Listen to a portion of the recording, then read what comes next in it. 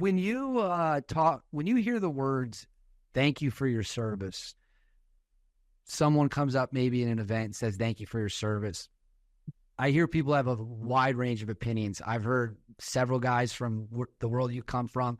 They say, don't thank me, thank my wife. She's the one who had to stay back and deal with the kids and the dog. Like, I was off 6 months at a time. I was loving what I was doing. And other people say, no, it means a lot to know that, they care, or even if they say it.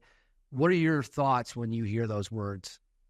Yeah, I really appreciate it. I think if we take a look back in history and how, veterans and soldiers are treated back in Vietnam, for the American public to recognize your service and what you've done is pretty amazing.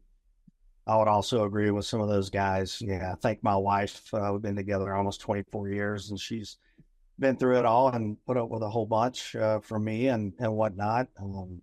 But when, especially now and where we're at in this country and where the world's at, someone says, thank you for your service.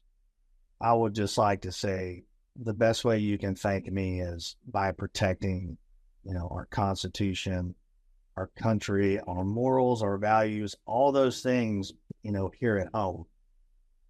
Because yes, we haven't had a single existential threat to this country, like an invading force or anything like that. We've had to leave this country, to go, defend freedom and all those things, take care of bad guys overseas. But kind of where we're heading in the country, it's like, you want to thank me for my service or thank my colleagues for their service, do your damn job as an American citizen. You know what I mean? Exercise your rights as an American citizen to be involved in, the democracy, the republic, all the things that are necessary.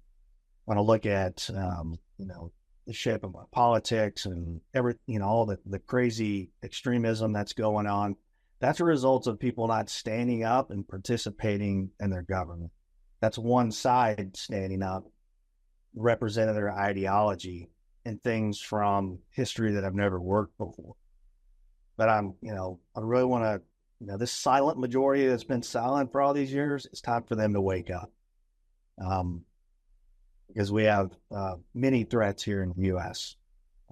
That is actually threatening our democracy. It's not Donald Trump, for sure. But we've got some issues here in the U.S. that if we don't turn things around, it could lead to the end of, the republic and the democracy. And as someone would say, like, hey, it's all a big experiment. Like, no, the experiment's over, right? We need to right this ship. And it's going to take everybody in the United States to do that. It's going to take that silent majority to stand up. And I would say it's almost analogous to kind of what I did in my career. It requires sacrifice. You have to face your fears. And you just have to do the right thing. You know what I mean? And that's what every, Americans get all to do. They're going to have to set aside their fears, think about everyone else, their children, their grandchildren, what they want to leave behind to their kids and their grandkids. And you know what I mean? And be selfless in that. Stand up. Stop the nonsense. Well, and again, when you're bringing up so many great segues, you have